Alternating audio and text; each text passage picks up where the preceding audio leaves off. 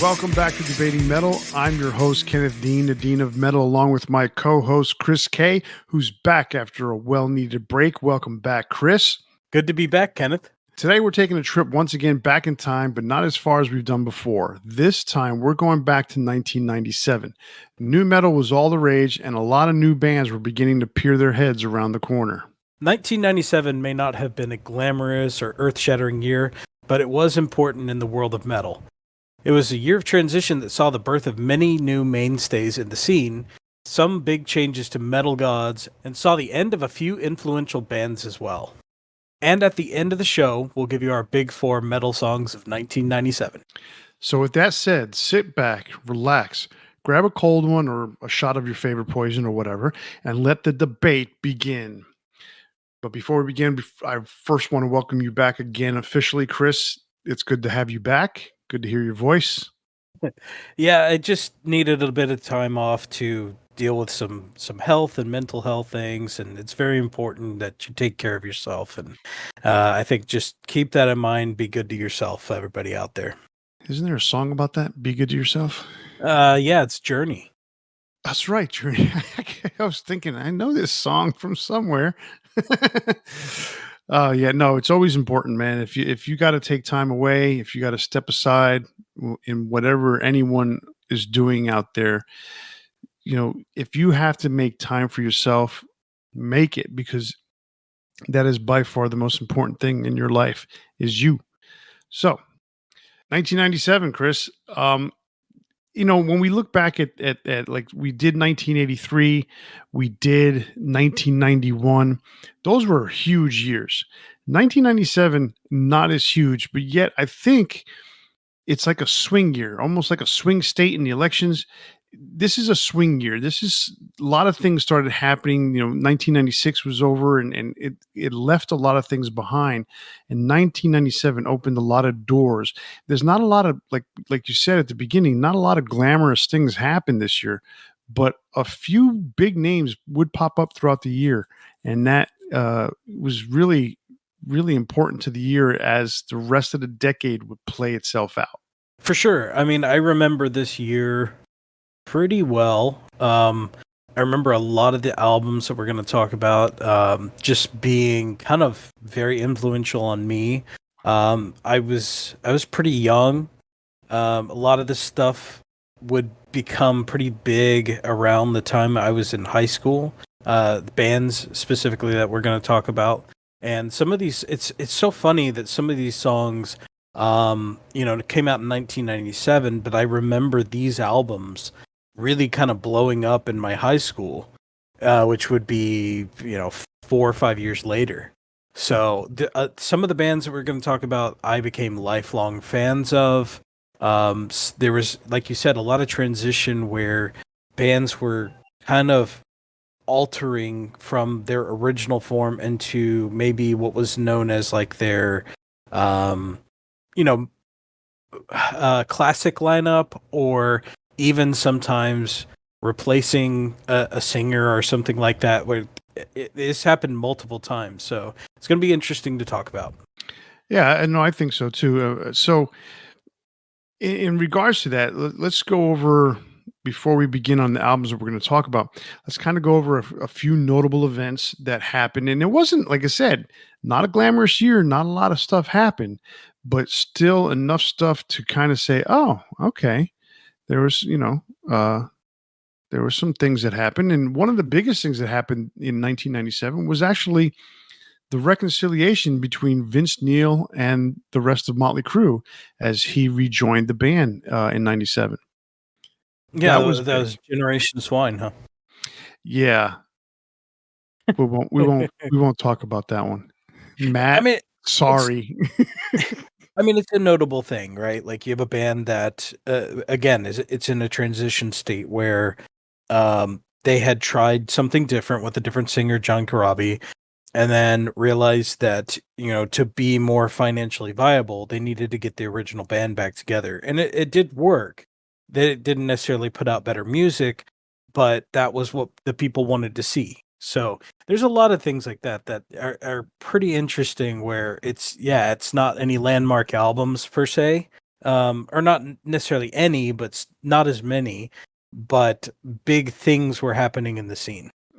Exactly, and it goes along with Vince Neil reuniting with Motley Crue goes along with the fact that Black Sabbath reunited that year as well.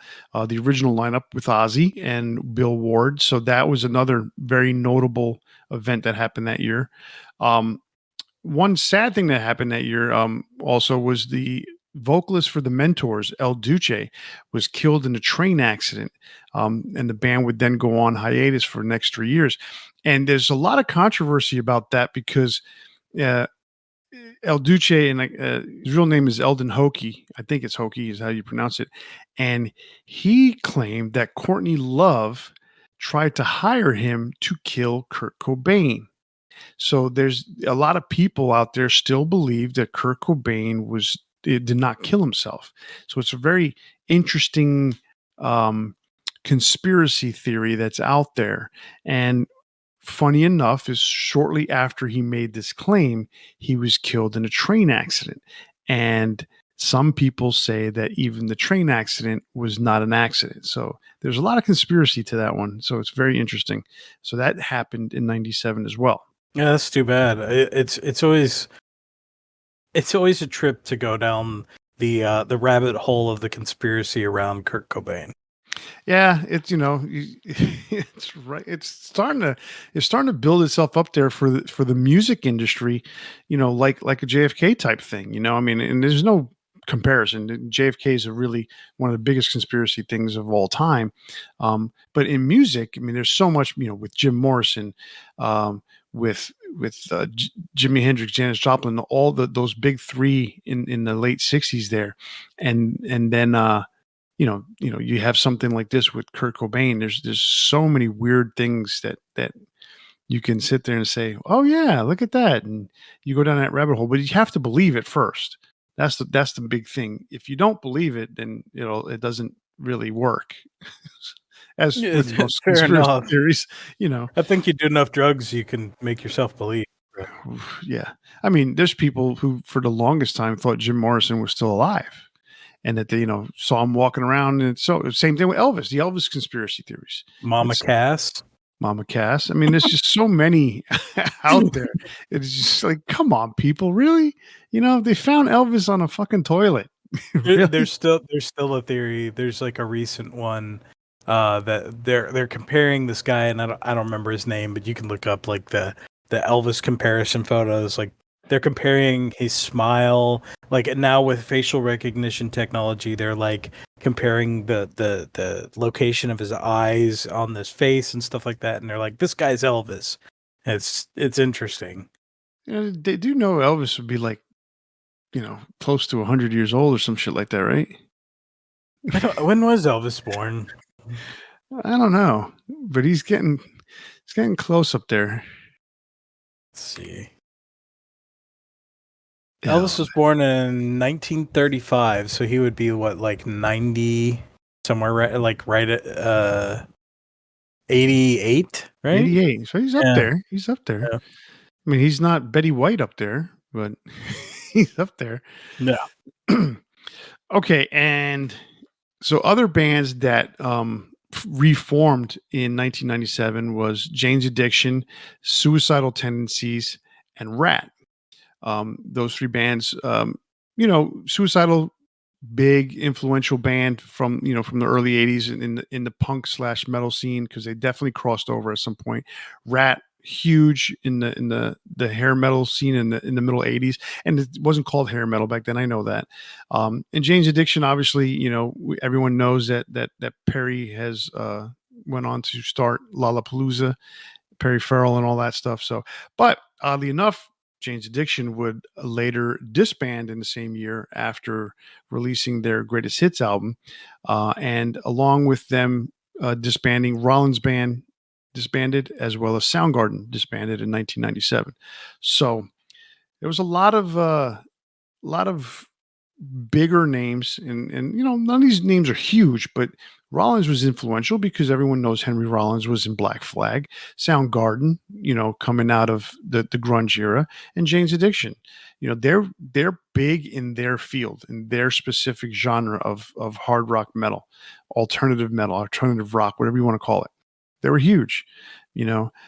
So for them to disband and go away is kind of like interesting, you know. So do you have any bands that you know of that started in 1997? One of them I'm going to talk about. Maybe Okay. that's a good transition to go into the first band. Why don't we do that? So that band would be Children of Bottom. Well, I guess it's not technically true. They didn't start in 1997. Their first album came out in 1997. However, they were originally called Inearth. So, I guess in some way, yeah, they started right around 1997. So Children of Bottom came out for their first album, Something Wild, this year. Um, man, when I first heard this, I was absolutely blown away. The first track on the album was Dead Night Warrior, and I was hooked from go.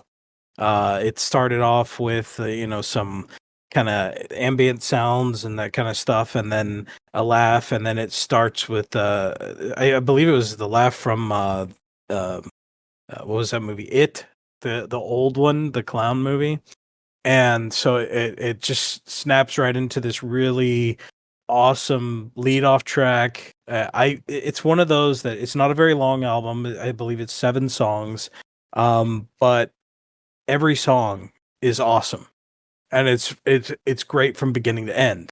Um, the one thing that's kind of interesting about them is that a lot of the bands we're going to talk about had a lot of lineup changes at the beginning. From 1993 to 2003, it was pretty much the same lineup. They had a couple additions, but not really too many subtractions. You know, Children Bottom stayed the same until their Hate Crew Death Roll album in 2003. And then after that, they just really only replaced their rhythm guitarist from a couple times. So that band stayed together that whole time. So kind of interesting. This is Finland kind of popping up into the death metal scene with some symphonic elements. um, Absolutely love Children of Bottom. They disbanded in 2019. That was mostly due to Alexi's alcohol problems. And then he passed away not too long after that. What was it? 2020. 2020? Wow. So, yeah. What I know you've kind of gotten into them a bit. Any thoughts on this particular album? On the album, no, I haven't really gotten too deep into this album. But what I can say about Children of Bottom in general, what I find interesting about them is they, that uh, Alexi wanted to do something. He wanted to create something different, and he was into death metal, um, but he was also into like 80s metal and shit like that. And so he was trying to do a combination of that, and obviously not vocally, but like very similar to how metalcore and there's elements of metalcore that are very 80s metal esque. Lamb of God does it. I know God Forbid did it. Shadows Fall does it. They just have these. You can hear their influences from the 80s. Guitar players like Adrian Smith and Dave Murray from Iron Maiden, and a lot of that kind of stuff going on. So that was kind of Alexi's goal, and he freaking nailed it. I really think there's a lot. The novice will not notice these kinds of things, but someone who listens to this music all the time and can pick up on it will notice these influences here and there, and I think that's pretty cool. Yeah, I mean, he incorporated a lot of those things, like obviously neoclassical influences, from just classical music in general, but also guys like Yngwie Malmsteen and the like, just really took a lot of different influences, even everything from the Beatles, like, and just put it into his own form of music. Like that's one thing. And now that he's gone, there's no replicating that band. He was just such a driving force in there. Um, they're still one of my favorite bands. Like there's not many albums from them that I'm not a big fan of. You know what I found really interesting, and I think that's kudos to the band that broke up with Alexi, and I put it in those terms because they basically fired him, but that's not what they said in the press. So my point being is that they basically kept everything close to the vest. Yeah, they And had enough respect for him not yeah, I mean, to. and that's the thing. It was a tremendous amount of respect for him, and they knew that he was going through these problems, and they basically tried to put an end to Bottom as simply as possible and neatly as possible, so as to not disturb the legacy of the band. And I think that there's tremendous amount of respect for those guys for doing that. And then, you know, after Alexi starts Bottom After Midnight, they still didn't say anything. And then, basically at once he passed away, if you look or see any videos or see any or read any interviews online, they are still tremendously respectful, but at the same time they've opened up and they've said, hey, this is what the problem was, and this is the best way we went about it. And I've tremendous amount of respect for those guys. Oh, for sure. I 100% agree. And they're still honoring the legacy of the band. I don't know if it's out yet, but they have like kind of a history book about the band either coming out or it's out. So I think that's really cool too. Yes, very cool. Okay, so moving on with the next album, the one I want to talk about, and everyone knows out there that Chris and I come from almost two different extremes when it comes to the metal that we like, but at the same time, we still both enjoy everything. Um, I'm going to talk about Kiss and their album Carnival of Souls, which was released in October of 1997. And produced by Toby Wright, Gene Simmons, and Paul Stanley. And the reason why I bring that up and think it's really important is because at this time, Kiss, everyone knows who Kiss is, four guys in makeup, but they weren't in makeup at this time. In fact, actually, at the release of this album, they had actually put the makeup back on. And this was basically a way to satisfy the fans that were looking for the last album that was being made before the reunion with Peter and Ace took place. Bruce Kulick was in the band, Eric Singer was in the band, and they had relative success with the Revenge album in 1992. And in 1995, late 95, they decided to start recording a new album. They went into the studio, but they realized that the music business changed. And and I don't know if it was Paul. It wasn't Paul so much. I think it was more Gene. Gene, trying to always find the next big dollar that he can get, really pushed Gene. Gene really pushed Paul to try and this grungy sound. And two things were accomplished out of that. One, Paul didn't like the direction that Kiss was going in. And two, it firmly established Kiss as followers rather than the leaders that they were in the 70s. And they basically kept trying to catch up and catch up and catch up throughout the 80s, even though for the most part they were doing a good job of being a mainstay in the 80s. They just kept trying, they were a little bit behind everybody else. And this album solidified the fact that they were followers because they were trying to become grungy, and it did not work at all. It's Yeah, unfortunate. there's certain things about it that I can say, like the guitar work, I think obviously works. The drumming sounds fine. Um, and I would even say like Gene's bass work is fine, right? but the voices, the vocals themselves just do not work. Paul is not a grunge singer. Well, he wasn't a grunge singer. He's not inspired by the music. And the other thing too is like they were talking about because we wrote they spent at that point, you're talking 1997, you know, they're 23, 24 years into their career. And the entire time of their career, they were about they literally sex, drugs, and rock and roll. And not so much the drugs, but it was sex, partying, and rock and roll. That was their thing. And all of a sudden, they're going to turn around and say, "Yeah, we're a little bit angsty." No, everyone knows they're not angsty. They're fucking millionaires beyond belief, and they're going to come back and say, "Oh, we're pissed off about something." Right. Come, you know, It just comes off as disingenuous because I mean they're like 50 years old at that point, you know? shit. Yeah, it was very Simmons was disingenuous. Gene Simmons was born in 1949.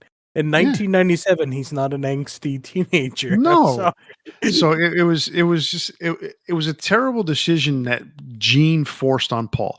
Now, Toby Wright, who produced it, great sound. Like you mentioned, everything really sounded good. The vocals sounded good. It was just uninspired performances. Yeah, You know, there's a technical proficiency there, but right?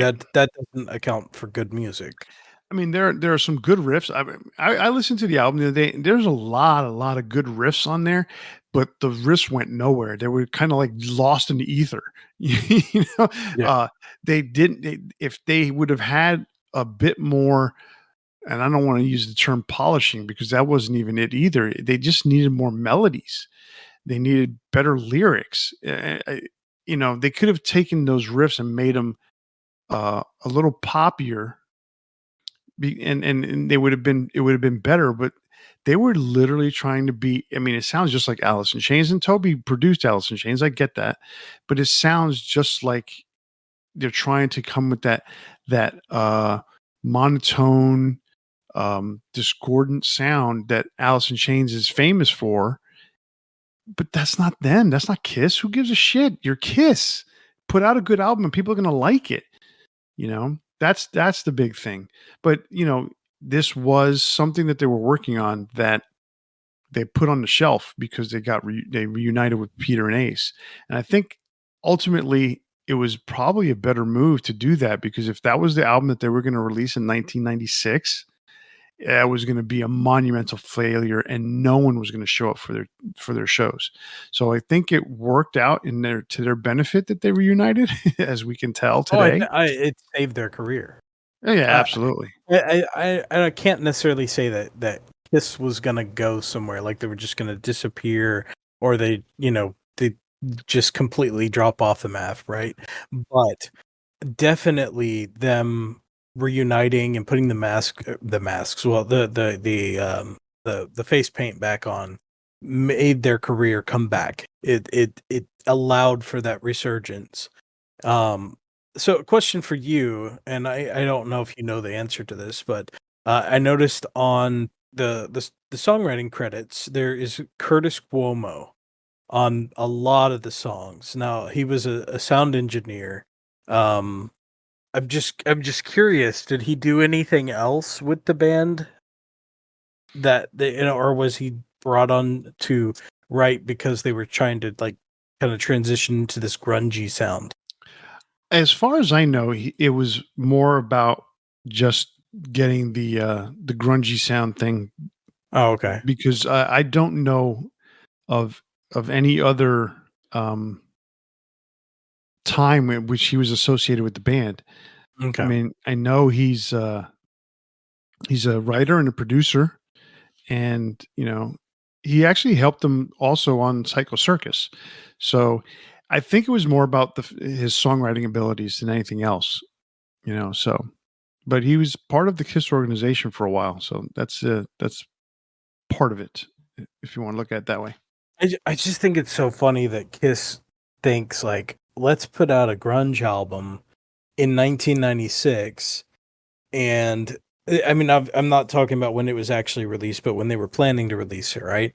And this is after really the grunge kind of movement was dying, after Kurt Cobain. After like when we talked about it on our grunge episode, there's really only that like short span of time where grunge was like a big thing, and a lot of the bands were kind of like changing, either dropping off the map or changing styles, because even they were transitioning out of that. So you saying like you were dead on saying that it established them as followers, because they were even jumping onto the trend after after the trend was like over almost. I mean, I get it. I mean, Alice in Chains, that's who they are. That's their sound, and that is who they are. But even they somewhat progressed They in their did. songwriting, but they still made discordant, monotone sounding albums or records or songs. Yeah, but they had a unique sound too. They It weren't was like unique to them that no one else should be trying to copy, because not everybody in grunge sounded like Alice in Chains. You know, no, really, because they had a metal sound too. yeah. I mean, think about the whole monotone thing, like, the way that Lane and Jerry sang together. Uh, it was extremely unique, and there's only one other band or one other artist who can pull that off on a regular basis, and that's Aaron Lewis from Stained. Okay, he's pretty much dead on to be able to mimic that, because he's very similar in that style. But other than that, I don't know anybody else out there that's like that. So the fact that Kiss wanted to come in there and really try to do this is like Alice in Chains kind of had moved on. Grunge had already moved on at that point, especially in '97. Now, mind you, this album came out. It was supposed to come out in '96, and they put it on the shelf. They should have just left it there, but they didn't. They did the right thing by releasing it for fans who wanted to hear it. And luckily they didn't bother to spend a tremendous amount of money on promotion or anything like that. They just literally put it out and said, "Here you go for the fans." Because I had a copy of it, that I got as a bootleg in '96, because I had, it was starting to make the rounds, and that was one of the big reasons why they released it, because it got out there. So yeah, they were definitely followers. And for anybody who's interested, a couple of highlights on the album was the song "Hate." Uh, Gene Simmons had a nice, touching song about friendship called "Childhood's End." I still didn't say that right. "Childhood's End." And then there was a nice song about the relationship between a father and child called "I Will Be There" by Paul Stanley. Other than that, I mean, "Jungle" was an okay song, killer bass riff, but the song doesn't go anywhere. Yeah. Exactly. The whole album didn't go anywhere. And Bruce Kulick made an appearance on vocals on that album too. All right, so what do you got? So for my second album, I'm going to talk about Dark Tranquillity, their album The Mind's Eye. This was also, this was their third album. Dark Tranquillity is from Bildal, Gothenburg, Sweden. So, part of that Gothenburg scene. Um, so I'm gonna go over, and I apologize for any mispronounce for probably all mispronounced names. But their vocalist Mikael Stan, uh, lead guitarist Niklas Sundin, rhythm guitar Frederick Johansson. This was his final album, and unfortunately, last year he passed away. Um, their their bassist Martin Henriksen.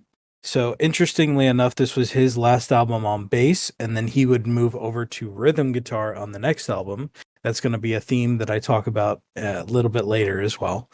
And their drummer Anders Givart. So what's interesting about the Gothenburg scene is you see these names and you see them on other albums from other bands, and it's like these guys were all friends. They all lived around each other together. They were, hanging out together, and this guy from this band would switch over to this band, and specifically in their first album, Mikhail, the singer, he became he was actually just a guitarist, and then he became their singer. In Flames singer Anders Frieden was on their first album as their singer, and then he moved to In Flames. Now, Mikhail or Michael, he was the singer for In Flames, and he moved over to uh, Dark Tranquility. So it's really interesting to see how like all these guys worked together. They were friends, and you know, um, and then just some of them would drop off and go live their normal lives, and then all of a sudden show back up in the music scene again and stuff. And so just recently we talked about the Halo effect, and some of these guys are in the Halo effect with In Flames guys too. So it very very interesting to see. So for me, what I really liked about this album was, like I said, on their first album they had different singer, kind of like feeling around and not quite getting that like that sound that they would be identified with. This was the first album that I would say really started to take shape of what Dark Tranquility was. You have stuff like the final track on the album, Title Tantrum, that would really carry over into stuff they were doing on the next few albums, where the sound would kind of evolve, introduction of keyboards, just really an advancement for the band. However, it was like this lineup would change into what would be kind of considered their classic lineup. So it was the end of an era. So, what we said at the top of the show, where it was a transition year, that's exactly what this was. So for me, it's not one of their best albums, but I still really like it because there's a lot of developmental stages here, like where they are transitioning into probably my favorite era of the band.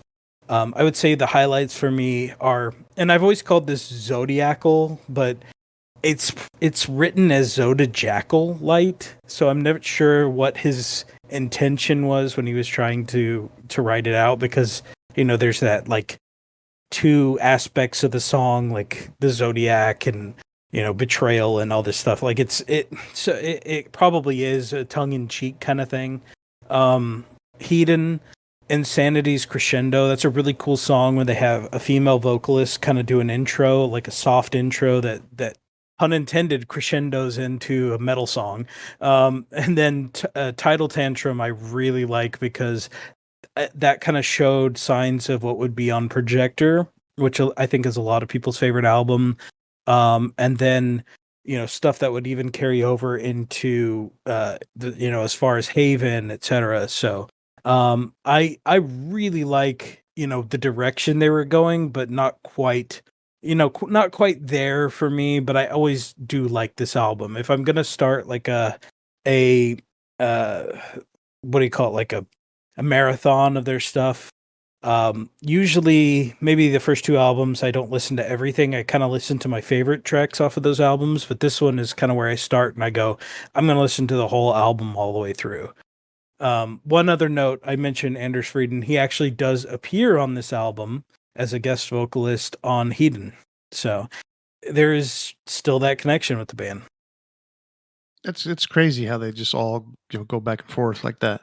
Yeah. Uh, um, so one thing I noticed, and I'm just looking at this, I can be honest and say I've never heard this album, right? Okay. Or I may have heard something and I just don't know it.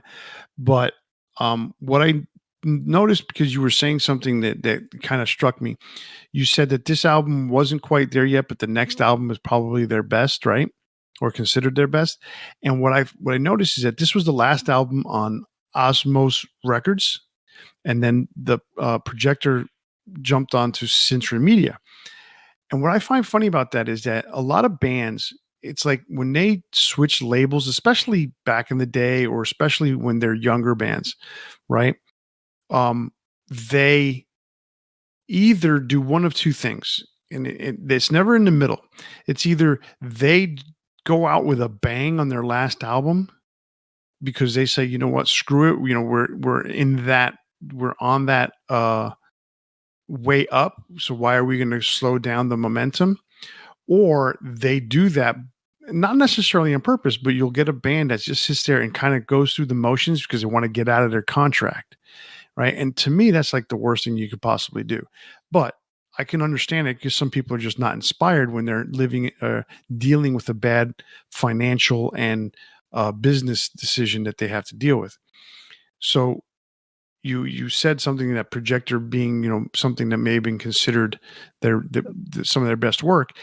They jumped on Century Media, and so of course, Century Media, bigger label, probably more money, saw something in them, and they giving them a push. They were probably inspired by that, you know. So that's an interesting aspect when you think of these things, especially seeing a band on their third album. You don't want to see them kind of wallow in the mire, but you also want to, you don't want to. You would like to see them progress, but you don't want to see them regress. Oh, for sure. And when you're on a major label, like there's more support.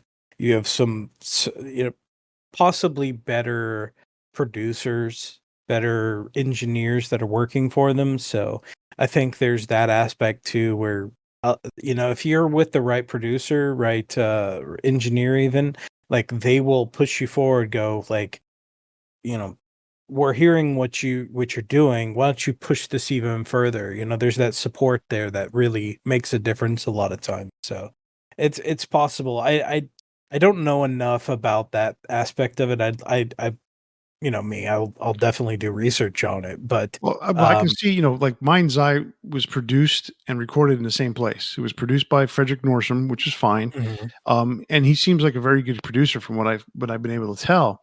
The studio is fine, but there's a matter of cash. There's a matter of taking time, and I think that's what Century Media brought to the table and helped the band get that much better. When you're given a certain amount of time, you say, "Okay, listen, we're going to give you $500,000 to make an album, whatever it may be," right?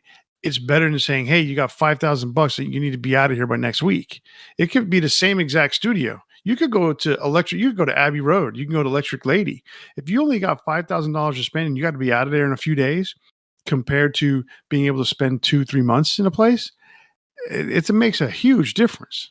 Especially with your attitude and the way you put things together, because all of a sudden you're just starting to put microphones together and you almost don't care how good or bad it sounds. You're just like getting something done, but when true.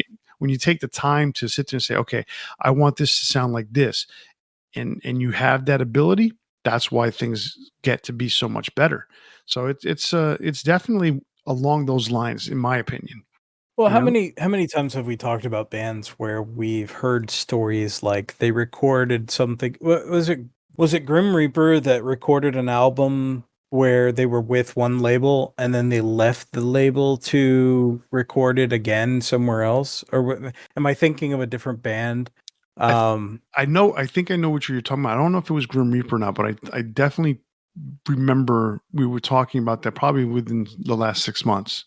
Yeah, so we've heard these stories where, the label's not providing what a band needs, and it sometimes ended bands, especially not ones that didn't get any kind of major financial support. It bankrupted a lot of the guys in the new album era.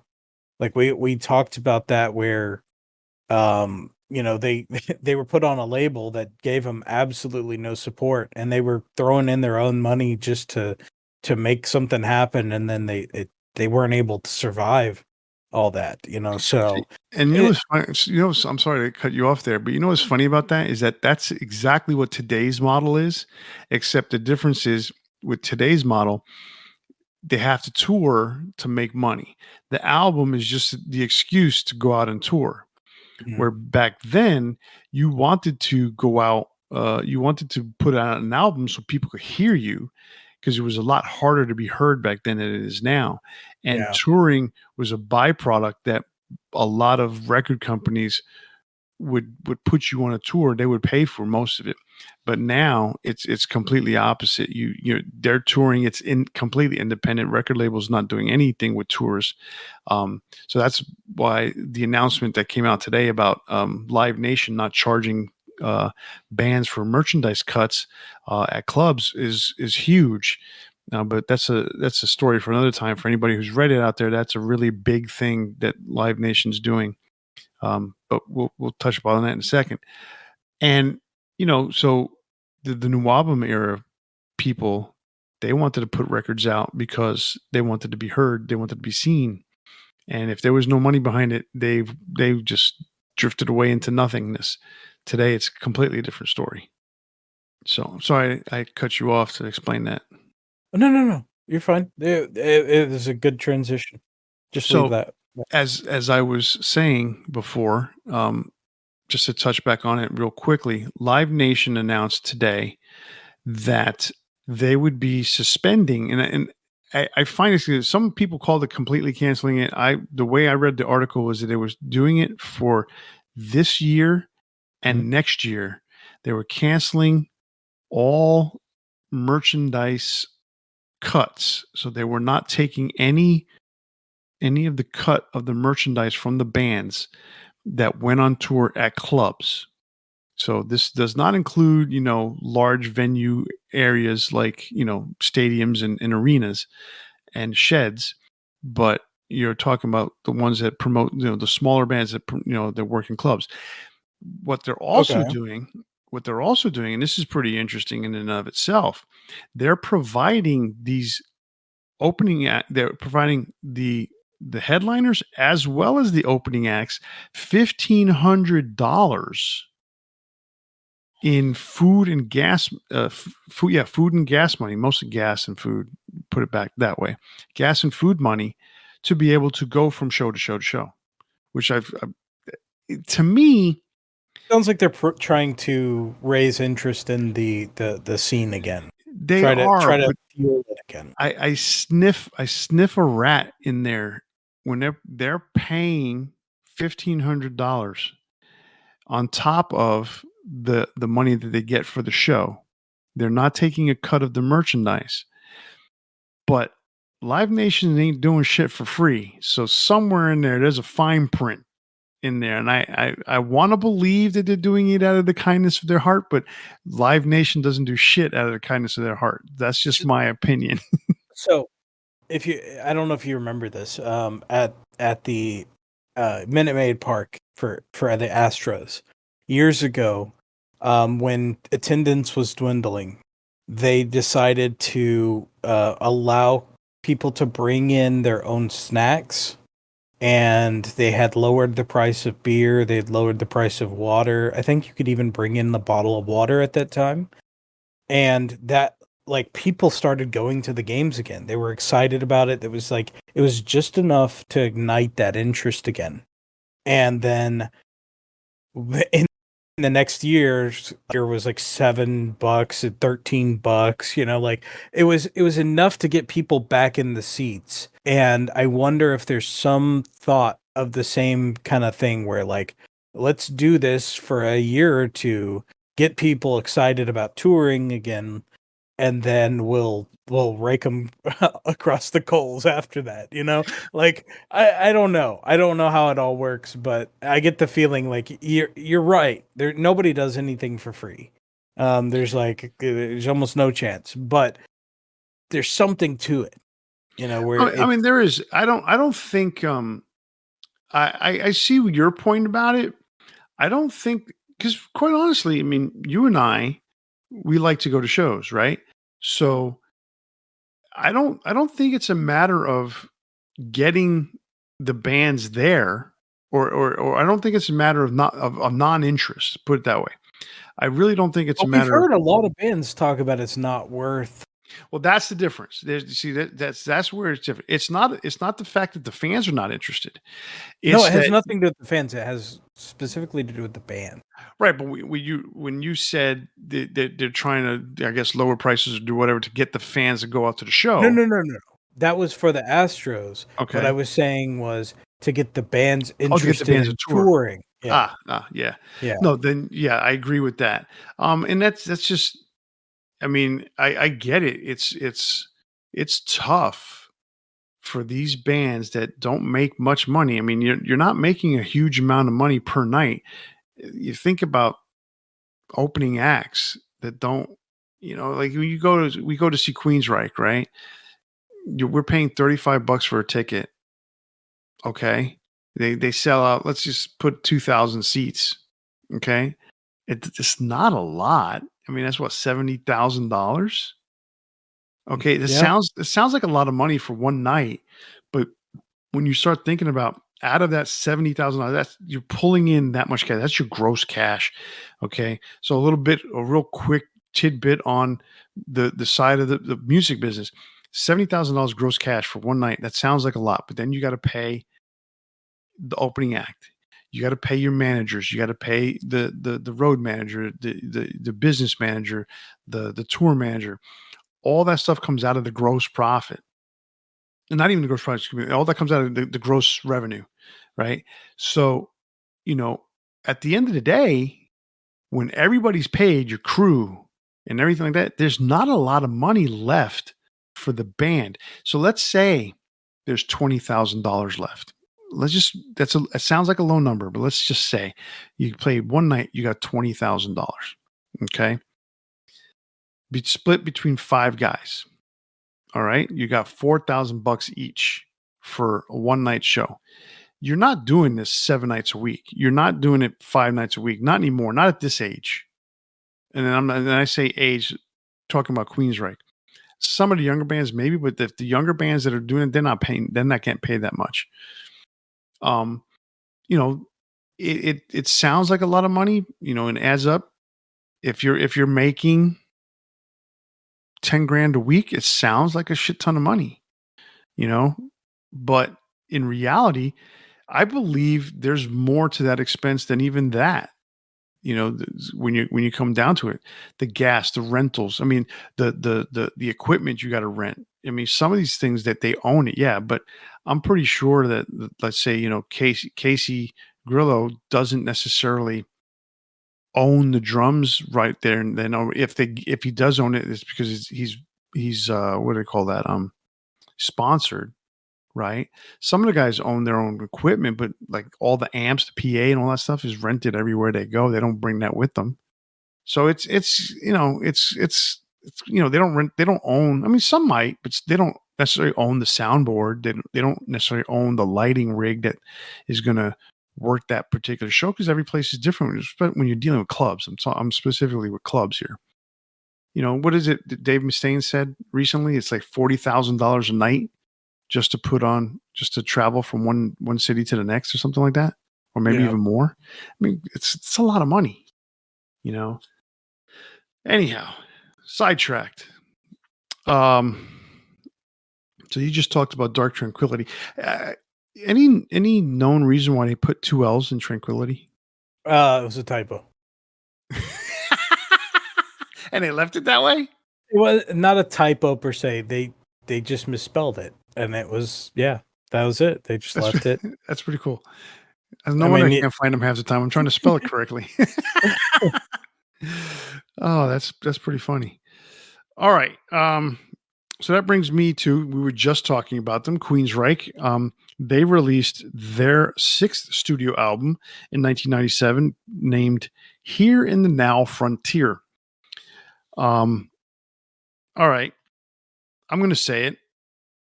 By this time, Queensryche was starting to become irrelevant, and it's unfortunate.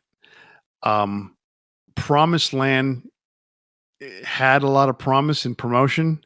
It did not deliver. Promised Land came out a couple years earlier. This album had a lot of promise, and it started out okay because the singles that they put out, "Sign of the Times," was very classic Queensryche. Wasn't very upbeat, wasn't down or somber or anything like that. It was mid-paced, steady, um, nice melody to it. And then the second single, "You," came out. That was pretty good. That's a pretty cool song. Um, However, the rest of the album didn't really bring it like Queensryche is known for. So it was a tough one. This album, as much as I wanted Queensryche to bring it back, they just didn't get there. And oddly enough, the song "A Sign of the Times" it was very prophetic, poetic, all that stuff. Chris DeGarmo would leave at the end of the tour. and he left Queensryche basically permanently. He came back on a couple albums later on the Tribe album to record some songs with them, write some songs, but he did not remain a member. Um, you know, it's disappointing because I'm a huge Queensryche fan, and at this time I'm like, yes, they got a new album out and it sounds great and all this, but it just didn't go anywhere. It's unfortunate. One of the things I do like about this album, though, is that the B side to one of the singles. I can't remember if it was "Sign of the Times" or "You." The B side had a song called "Chasing Blue Sky" that was finally included on the album in 2003 remasters. Chasing Blue Sky is an absolutely beautiful song. I love that song. I believe it was included on their greatest hits. That's how good of a freaking song it was. Let me clarify that. But in the meantime, what did you think of it? So I was not a big fan of Queensryche, as you know, for the longest time, and I think mostly it was because of this kind of era of the band. The stuff that I was hearing was from this album, everything that came after it, Q2K, Tribe. I just wasn't into it. I remember around the time that American Soldier came out, um, or maybe it was even dedicated to Chaos. Um, Around that time, Jeff Tate had appeared on uh that metal show, and I was just like, this guy, he really likes the smell of his own farts. He's He's a little talking, douchey, isn't he?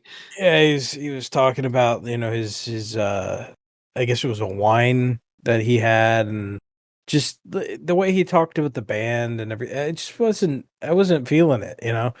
And then it wasn't long after that they broke up with Jeff Tate. So it wasn't surprising to me. That being said, as we've done this show, I really have come to enjoy those early albums. The Warning, uh, Rage for Order, probably my favorite. Uh, Operation Mindcrime, Empire. Those first four albums I think are absolutely great. But around this time, 94, 97, they were taking longer and longer to put out albums. They were getting more, um, what's the word? Like, uh, experimental, kind of progressive. And I wasn't enjoying the stuff that they were doing. So, I mean, I'd have to give this more of a listen. I think you mentioned You. It's a decent song. Um, but it just you could tell Chris DeGarmo's heart wasn't really in it anymore, and there's a reason he left. Oh, absolutely. I mean, there was a lot of. I mean, obviously, we don't know what kind of inner turmoil these bands have, but there's a reason why someone leaves. It's not because, hey, I'd rather go out and fly planes. Mm, you know what? I'm sorry. Y- I just don't believe that someone's going to leave just because I want to go fly planes. Just like sort of like how KK Downing said, "I'm going to retire and I'm going to go run a golf course." Yeah, right. We all know there's more to it than that. And obviously, there's more. It has come out since then. Yeah, the So passion's not there, or the relationships that were once great are not there. And sometimes just getting away from those kind of relationships makes you change your mind and feel better about things. It's like getting a new job, even. It just feels that way. So, it's tough to tell because we're not on the inside. We're you know, I was gonna say we're flies on the wall, but we're not, right? We're the opposite. So, right. it's tough to tell, but you can hear in music when you have a passion for music, you can hear when the passion of the artist is not there.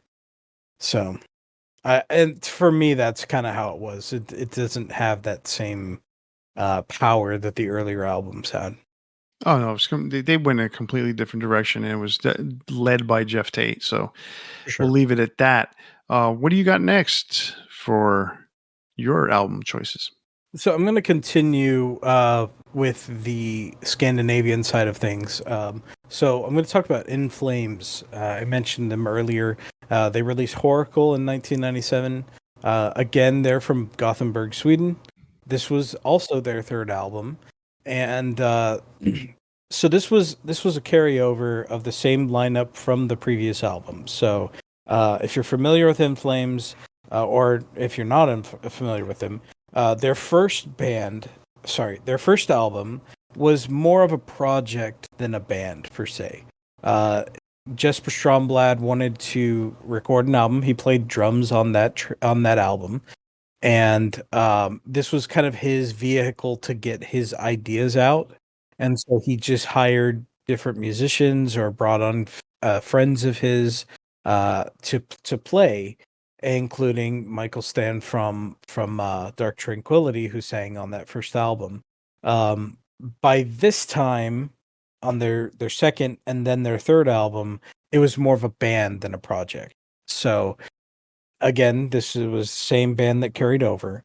Anders Frieden on vocals, Glenn Lundstrom on lead guitar, Jesper Stromblad on rhythm guitar, Johan Larsson on bass, and Bjorn Galot on drums. Now, what's interesting is that when Johan and Glenn left the band, Bjorn moved over from drums to lead guitar. So, interestingly enough, they had two drummers become guitarists by their fourth album. Hmm. Um, What are they names? Accept? right. So, uh, this to me is one of my favorite albums from the band. It's the start of, to me, like my favorite trilogy of albums from them, which was the Horacle, then Colony, and Clayman. This was the start of that kind of sound, like I not 100% the start, but a lot of the concepts and the maturity would start here. Whereas on Jester Race, they were still kind of raw, which I like it. Like I think those four albums are still my favorite from the band. Um, what's interesting too is that because Anders was still learning English at the time, he gave his ideas of what he wanted to get across in his language, and then he talked to Nicholas Sundin, who I just mentioned, with Dark Tranquillity. He's their lead guitarist, and Nicholas wrote the lyrics in English. So interestingly enough, he was the writer of the lyrics on this particular album. Um, so you see again that connection back with Dark Tranquillity. And so my highlights off this album are Jotun, Food for the Gods, Dark Dialogue with the Stars, which is my favorite instrumental by the band. I think it's absolutely amazing. Episode 666 and Everything Counts, which is a cover of Depeche Mode, but it's amazing and fits on the album perfectly. So really cool stuff. If you haven't listened to this album, I highly recommend it. And what are your thoughts on the album? I like this album.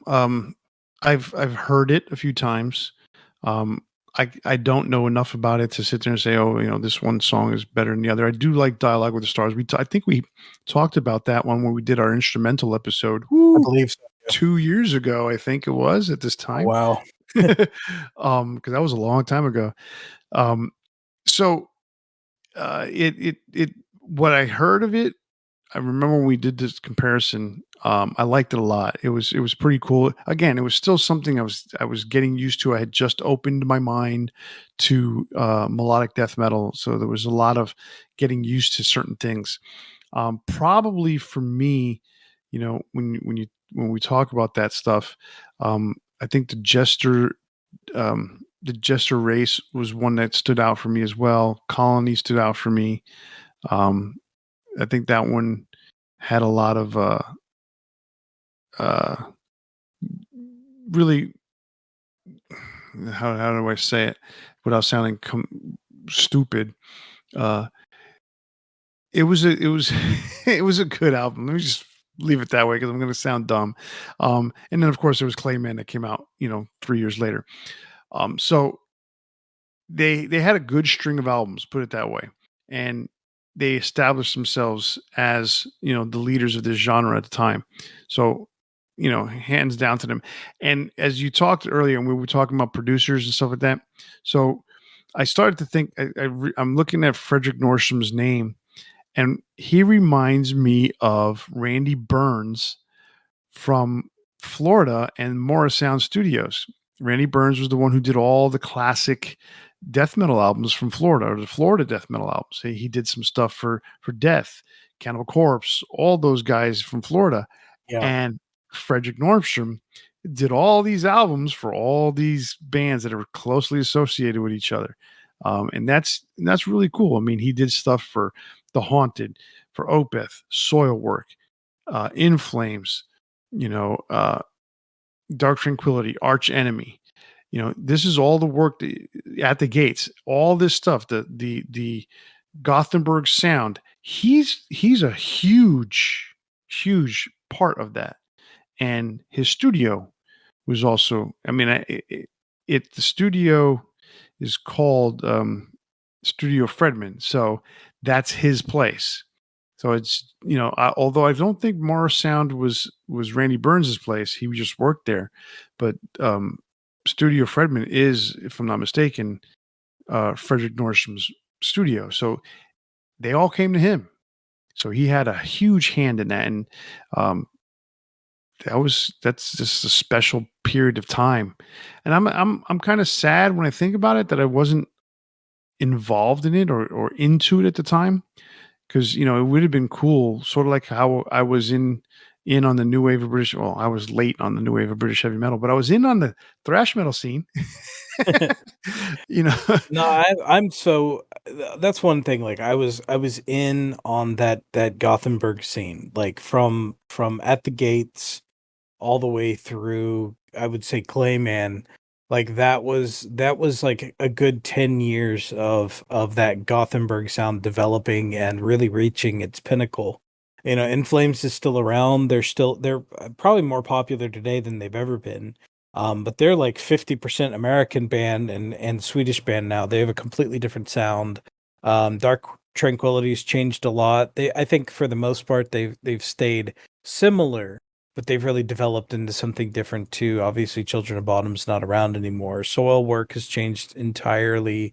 And I remember that experiencing that, like where all these bands like in the early 2000s started changing their sound and kind of adapting. Like I think poetically, In Flames' Reroute to Remain album was specifically that, like them saying, like, we got to change or we're not going to persevere. And that can go one of two ways. Like it can really backfire on you, as we've talked about with other bands where they were like, we got to change, but these bands were at the forefront of it too. They weren't followers like you mentioned, with Kiss, where they changed from the guys that were starting the thing to just following musically.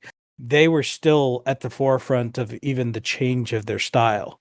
So, like it or hate it, that they, they were still pioneers at the time, I would say. So, that whole Gothenburg scene is really interesting. I think we should delve more into it at some point. But yeah, like I think this is a really solid album. To me, it's a front to back. Like I can listen to every song, and I do. Like I don't skip a track on this album. you know, uh, when you were talking about the scene and stuff like that, I liken it to how the big four, and it's almost like you could sit there and say Dark Tranquility, In Flames. Who's the other one? Soil Work, and there's one more probably in there, At the Gates. I would say, even though, Maybe at the gates was honestly they broke up before the Gothenburg sound like really took off. right. So So they were more like the Black Sabbath of that genre, right. because Slaughter of the Soul really led into the Gothenburg scene, but they broke up that same year, and everything that followed was more like even more developed in that genre. Like they had the early makings of the sound, but they technically weren't like that Gothenburg sound. There was just like hints, like the bands that popped out of that scene were like they were inspired by them, but not necessarily the same. Right. So what I was getting at, sort of like In Flames to me, if you want to make a comparison, is like the Metallica of that scene where Yeah, I can see they that. they were leaders of that scene. They were at the forefront and they decided to make their own path and go in a different direction. And still from time to time you'll hear them throw in a riff that says, "Oh yeah, oh no, okay, they're not completely back." But Yeah, right. Yeah. so it's one of those things. It's just like Metallica does their own has done their own thing from the beginning. And even though their thing was at the beginning, what thrash was, immediately in their second album, you could see them already veering off to one side, and it kept going. Sure. So, and In Flames is just like that. I mean, they veered in the 2000s away from what they were known for, but yet they've maintained and have been able to sustain a very long and lengthy career and relatively successful, and still kind of their album incorporates everything that they've done, which I think is pretty cool for them. Even though it's not the You mean way their new album? the new album, yeah, Yeah. it incorporates everything. Like it has the original, the older, colony horrible kind of sound to it in certain songs, and then it still incorporates some of the newer stuff that they've done over the years. And Yeah. so it's I pretty would cool. agree with that. Yeah. I think that's pretty cool, like that. All right. So what you got next? All right, so for my next album, I've got some dude who sings. He's not a bad singer. His name is Bruce Dickinson. uh, you may have heard of him from this little band, from East End of London called Iron Maiden. In 1997, he released an album called "Accident of Birth." And it's kind of weird that that's titled that way when you think about it, because realistically, this is almost like a rebirth for Bruce, because he put behind their experimental skunk works. He put behind the wanting to be, alternative, and he went back to being who he was, sort of like how, Rob Halford rediscovered himself when he made the band Halford after his experiment in two. So he released Accident of Birth. Bruce released Accident of Birth in 1997. It was produced by Roy Z. Now, this is the second collaboration with Roy Z, not as a producer, but as a musician. And then this was the first with Roy as a producer. And it's the first of a long, lengthy relationship with Roy, because I believe he is producing and playing on his new album that will come out in 2024. So they've been together for all that time. So that's pretty cool.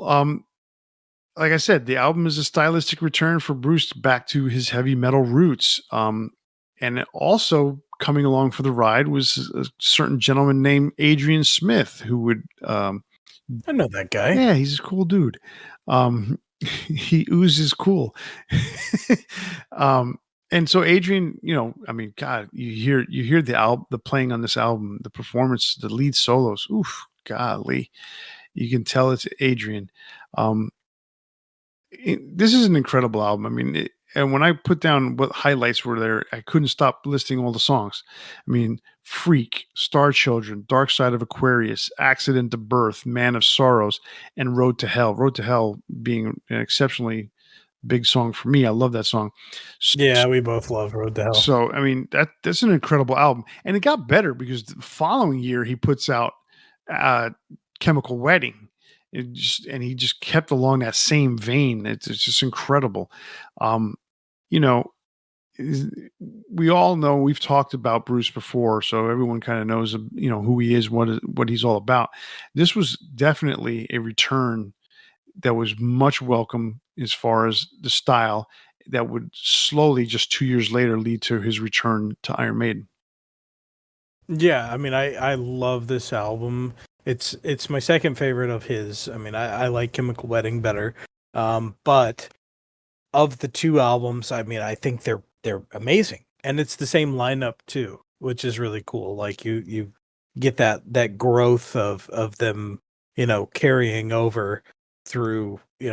Sometimes when you have a solo artist, right, you have one album, and then all of a sudden it's almost like a completely different lineup the next time. Like they still were allowed to grow together. And obviously Adrian and Bruce had, you know, years and years of history. So I I think like when I first heard this one, I was like, yes, yes, Bruce is Bruce. Like he's not, Skunk Works or even Tattooed Millionaire. Like he is like Bruce from Iron Maiden. So absolutely love this album. Oh, the album's great. All right, so what you have for your last and final album for tonight? So still in the realm of Europe, but a little bit, I, I guess, over to the English speaking side of Europe. We're going with Judas Priest with the Jugulator. Now, we've mentioned this album before, and it is very divisive among the Judas Priest fandom. But I would say for me, it's one of my favorites from the band. I really like this era, even though it's drastically different. You have Tim Ripper Owens on vocals. However, you still have the remaining portion of the band from Painkiller, which Painkiller is my absolute favorite album from Judas Priest. Much darker in tone. There's Glenn Tipton has commented that in between the writing process of this, they're waiting for Rob to come back. He's, left to do other projects. Rob claims, he never left the band, and then all of a sudden they fired him, and we've heard conflicting stories of that.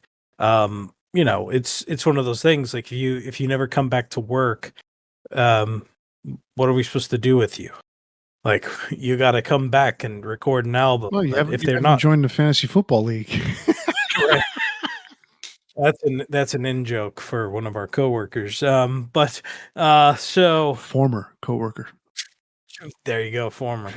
So it's one of those things like it's a he said she said thing, but basically the idea is that in the writing process of waiting for Rob to come back, um they had written multiple different albums, let's do this, let's do that, and times were changing and they got heavier, and they went darker with the lyrics, without Rob there, kind of bringing that light and kind of tongue-in-cheek jokes sometimes into the music. They went real dark, and I can understand why that puts off some fans.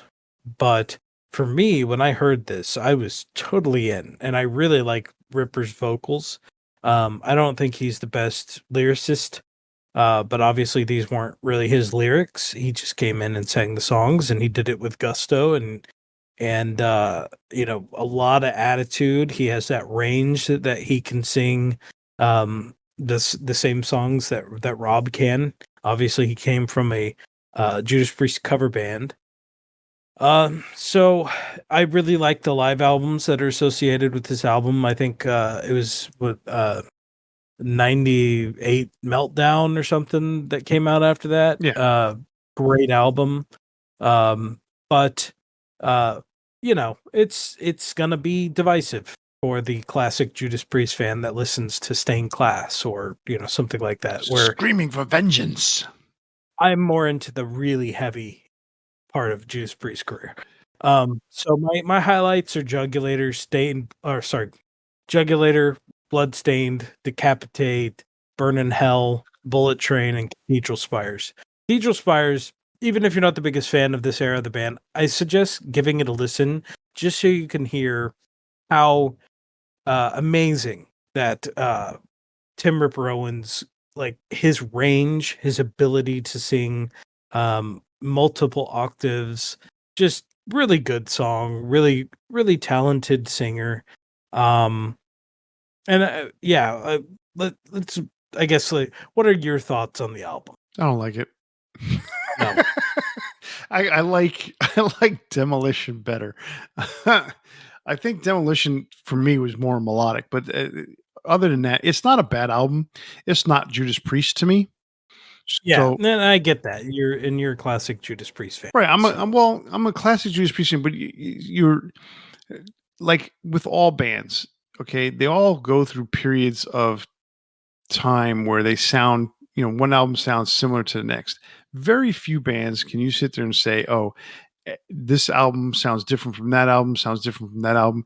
And in reality, I don't particularly like that from an artist because the as much as they want to say, "Oh, we're more experimental," or we don't want to ever repeat ourselves in the same album, you're not giving your fans anything consistent. And Yeah, and no, I get and that. there's a level of consistency that most humans in general want. They want to be able to expect something. Now, if you grow into that, it's a different story. If you go one album and you kind of experiment a little bit more and then you expand on it the next one, but you're still keeping to your roots, that's a different story. So, as far as Judas Priest is concerned, they have several evolutions over their career. The first two albums, I mean, from the first album to the second album, it's a dramatic difference in songwriting and style. I mean, everyone can sit there and say, "Well, no, they sound very similar." No, if you listen to Sad Wings of Destiny, it doesn't sound much like anything that's on Rock'n'Rolla. But Yeah, imagine if you'd only ever heard Rockarola and then you jump into Jugular. Like, and that's you're like, "What is this?" exactly, and that's the thing about Judas Priest's career, it's progressed, but a lot of that too is also the sign of the times. They were in there from the middle, early '70s, and it just things progressed differently. Production was changing, um, the just tones were changing. Metal was evolving itself from Black Sabbath, Led Zeppelin, and Deep Purple. Judas Priest themselves were evolving, and so that middle '80s, middle '70s to early '80s period, and I would sit there and say 76 to 1980, or '81 even with Point of Entry. They were relatively consistent. The production changed, but then they changed. Screaming for Vengeance comes out, and it's like, whoa, this is completely different, but still Priest, but still amazing, you know? And then they pretty much continued in that vein and then hit Turbo. And it's like, whoa, all right, now we're doing it again here. Now what the hell is this? But that was more almost a sort of like Kiss, kind of being followers where they had been leaders before, you know? So Yep. then they rein it back.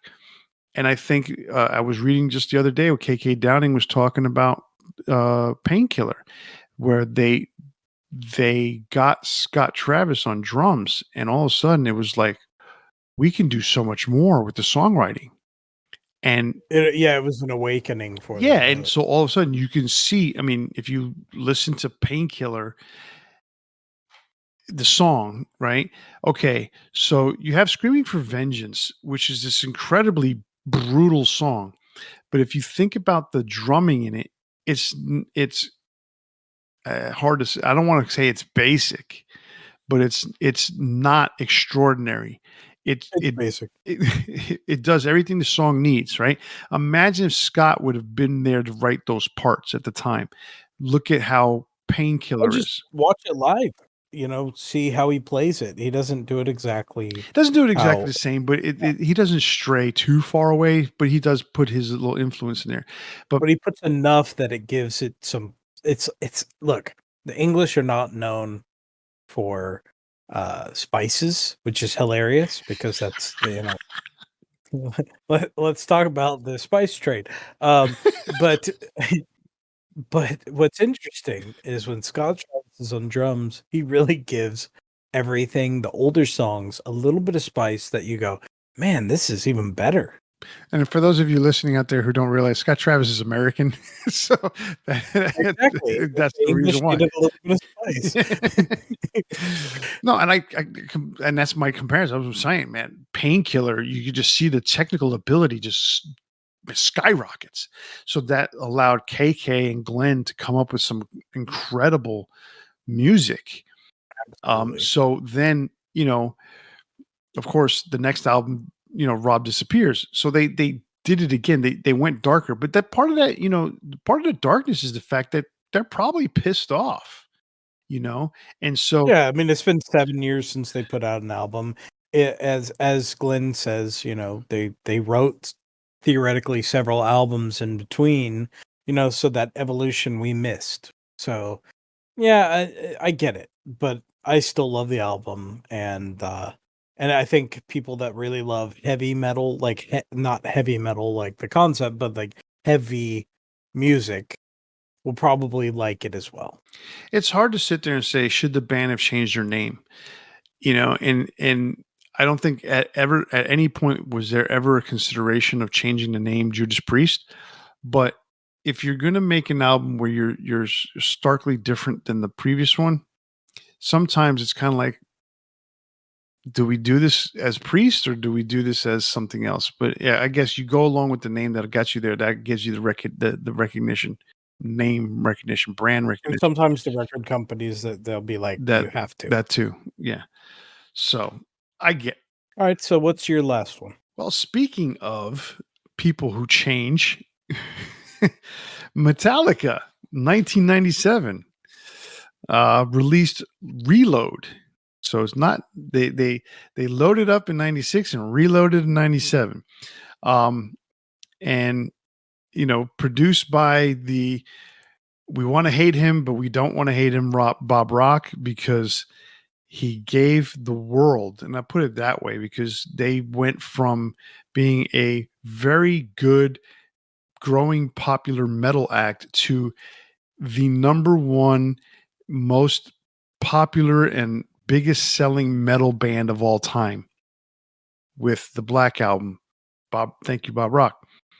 But then, then Load comes out and it's like, oh, Bob, why'd you have to fuck it up? And everyone blames Bob. But guess what? Bob didn't write the songs. Bob didn't say, you're going to come up with Unforgiven 2. Bob didn't come up with Fuel. He didn't come up with Low Man's Lyric or Mama Said. He's just the one who made it sound really damn good. So, that being the case, Reload is the sister album to Load that was released 17 months earlier in 1996. It continued on the trend where Metallica, basically, they cut their hair, they were smoking cigars, drinking a lot of cognac, and wearing eye makeup. Okay. It was alternative Metallica, alternative metal, alternative rock, whatever you want to call it. It was different, but damn it, it was still good. This album to me as a whole is probably not as good as the first one as Load, but it rocks a little harder in some cases. It's kind of odd. They I would agree with that. I don't think it's as good of an album as a whole, but I think it has some better songs than right. So, what's on Load as you well. think about this album has brought one of the biggest concert highlights with Fuel as a mainstay. I mean, that you're not getting rid of that song, and it's the song that allows the band to put up all the pyro as much as they want. It's a cool pyro show that they do with the song. So that song is a mainstay. The Memory Remains is one of their fucking heaviest songs, and we could talk about and debate what heavy is, but when you listen to Memory Remains and you're just sludging your head, that is one sludgy ass heavy song. um and then it had Devil's Dance and Unforgiven 2, and there was other songs, Attitude, Low Man's Lyric, Fixer. There's some really interesting songs on here. Mhm. And it's one of those where it's a love it or hate it kind of thing, and I'm more on the love it side, although I'm not as like in love with it. I'm madly in anger with it. Is what you want to put it that way? Oh, no, I don't. But we've rehashed it before. We put the two albums against each other. We came up with a perfect low-dish reload album on a previous episode. What's your thoughts on the album for tonight? I mean, I always liked it. It's such a difference from where Metallica started, but they stayed consistent with these two albums. By the time S&M came out, I think that ties into this kind of era of the band where it started with the Black Album through S&M. you know, I I don't love every song by any means, and I think this is definitely the weaker of the two. But yeah, there's some absolute classics on here, and even friends of mine that are into even much heavier music than sometimes I like, still respect Metallica, respect this era of the band. Um, so yeah, I mean, I was a fan. Those around the time, let's say Reload, yeah, that would be the first time that I would have seen Metallica. So, um, yeah, still good stuff. Yeah, no, it's what what I like what you just said is that you have friends of yours that like heavier stuff that still respect this album or respect the band. And the bottom line is that it's metal. It's not the heaviest of metal, but it's not, it's not the It's country rock metal, you know?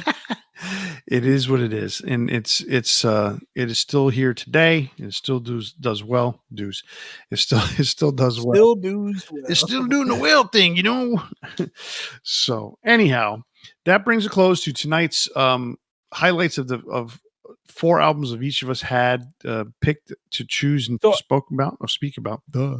I wanted to do one thing Hmm. first before we Well, I move on. wasn't going to go to Big Four yet, but go on. So I wanted to talk about a few albums that were like kind of relevant to the scene that I was in around this time. You know, I was into In Flames, Dark Tranquility, Children of Bottom, obviously. But the guys that I hung around with were kind of into these albums as well. So I'm just gonna go over a couple real quick. And then I assume you're gonna do kind of the same thing, other bands that around this time that had releases. Yep. Okay, so Belphegor released Blut Sabbath. They're an Austrian blackened death metal band. Dimmu Borgir released Enthroned Darkness Triumphant. They're a Norwegian symphonic black metal band. Camelot had Dominion. They're a power metal, American power metal band. Um, Creator released Outcast. I'm not a big fan of that album, but I've always been a big fan of Creator. German thrash metal. But this album's more groove industrial. Uh, on the other side of things, like Ozman Cometh from Ozzy Osbourne was huge in my circle of friends. I don't know why it blew up, probably because of the Osbournes TV show. But that one, I remember everybody had that album. Rammstein had Saint Sucht, which they are known as part of new German hardness, like dance metal. Septic Flesh had Ophidian Wheel. They're a Greek death metal band. Stradivarius had Visions, Finnish power metal, Young Lad. That's Devin Townsend's band. They released City. They're a Canadian extreme metal band, and then Symphony X released The Divine Wings of Tragedy, and they're an American progressive metal band. So, interestingly enough, you heard me talk about bands from all over the world, which is really cool. That metal at this time in 1997 was just worldwide, and it still is. But it was a different time in 1997, especially like me growing up as an American. We're hearing stuff from all over the world, all these imports, even like Japanese stuff I'm starting to like hear for my first time. And it was just so cool to see all these people from all over the world loved the same kind of music, were putting out the same kind of music that I loved. I just thought that was such a cool experience, just for me being in like middle school, going into high school and feeling like, there was people all across the world that loved the same thing I did. It makes you feel like you belong. Yeah, I would say so for sure. Cool. So the albums that I was going to talk about, and real quickly too, is before we against the albums, a couple of bands that formed in 1997. It kind of gives you an idea of some of the things here.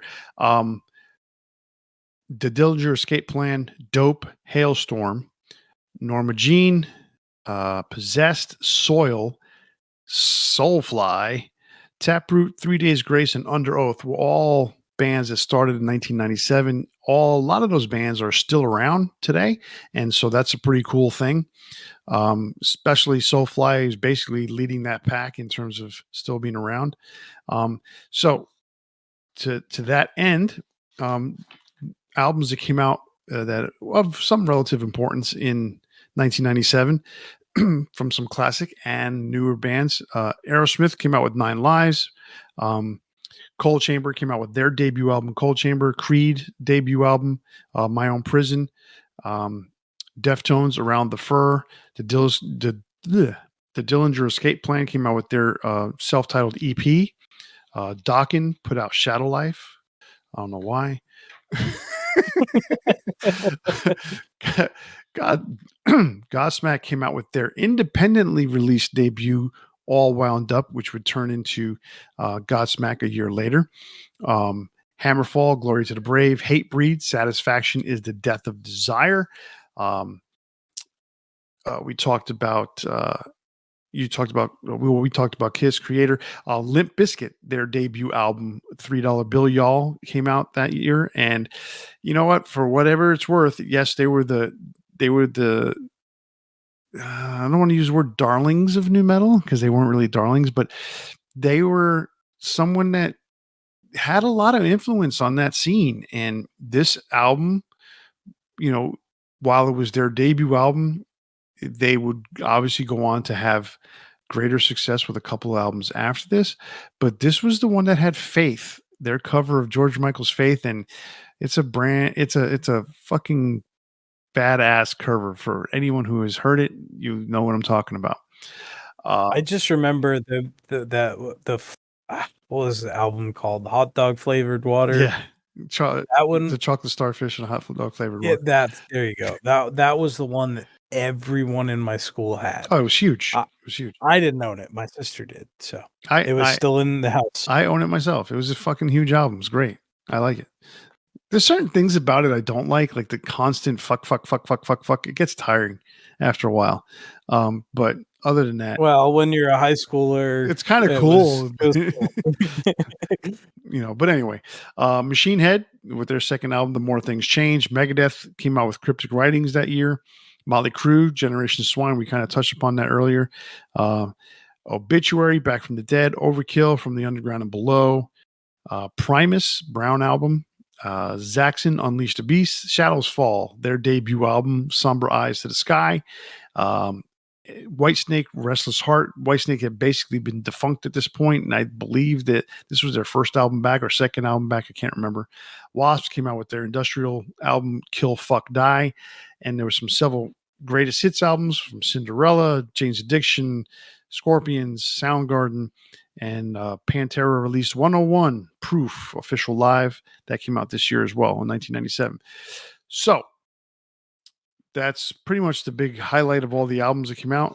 That brings us to our big four for tonight. Chris, since it's your return, you get to go first. Okay. I'm going to start off with one that might surprise you. My number 4 is Fuel from Metallica.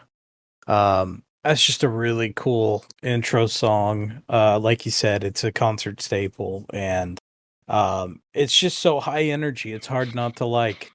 I'm a big mark for opening songs on albums. I just love the energy that comes with it most of the time. So, my number 3 is Burn in Hell from Judas Priest.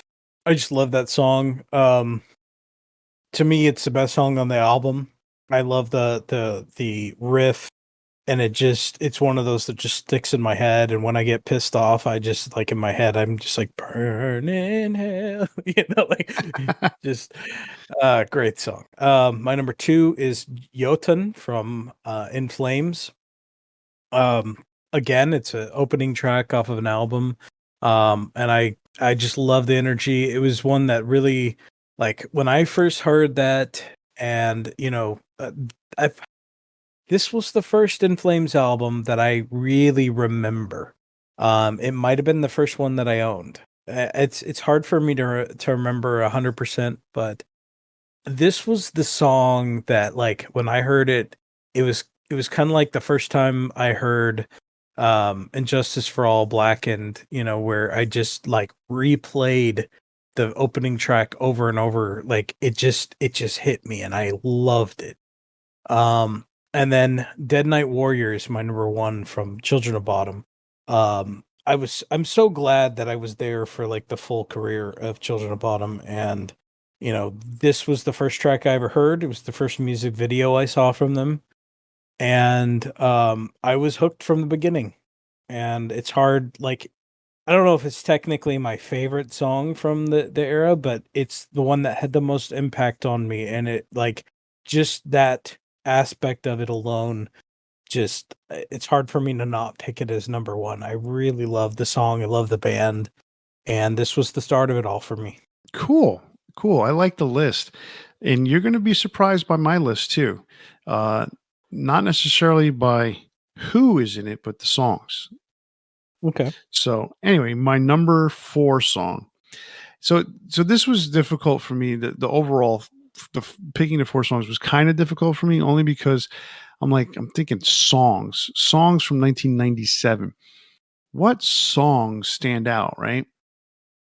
So I'm kind of going through everything in my head, and I said, you know what?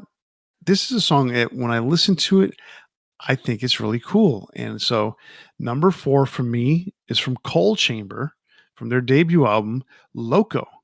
I think that song is cool as shit. It's just Okay. so fucking cool. Me Loco, I mean, I remember listening to it when I was working for an IT company, and I worked inside the IT, the server room, so it was very loud. And I had Winamp playing uh, KNAC from Los Angeles, and they played the shit out of a bunch of new metal songs, a bunch of industrial songs, and this is one that really came up on the playlist a lot, which is Loco. Number 3, this is going to be a big surprise. Du, du hast. Du hast nicht. Rammstein with Du hast. The fucking song is so cool. I mean, this is their debut album, isn't it? Right? Yeah, I So, I believe mean, so. this song still to this day, I mean, just fucking kicks ass. So that's a pretty cool song. And I just the whole fact that it's in German, I think there's It's an not their second album, oh, it's a second but album. it's the first one I believe that came out in the US. And I could be wrong on that, but there was the only one that I remember. But yeah, I mean, so it's one of those that yes, it was their second album, but it was the first one released internationally, I think. Um and it went platinum in the US, so go figure. Um it was just a huge song and the fact that it's German, and I think they did an English version of it that just went nowhere. But the I There was an English version, but it's weird because it had like different lyrics. yeah, the song is called Desire. I mean, it doesn't come across the same. Well, the lyrics were "you hate," but the song is "you have." So always remember that. I was taking German at the time. My family's German. My mom's from German. And so I knew some of the lyrics of the song, and I could sing along to it. And then there was an English version, and it was you hate me. And I was like, why'd they change the lyrics instead of just translating it? Anyway, I just thought it was weird. Because it works better when you think about it. I- Sure. So anyhow, that was my number 3 song. I think that song is cool as shit. Number 2, we start getting to more popular names that I am associated with. Bruce Dickinson, Road to Hell. It's probably my favorite Bruce Dickinson song. Although I believe it's Silver Wings. Is it Silver Wings?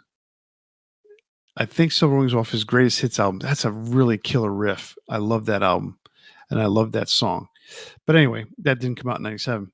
So number 1 for me is very similar to your number 4. Same band, Metallica, but it's The Memory Remains.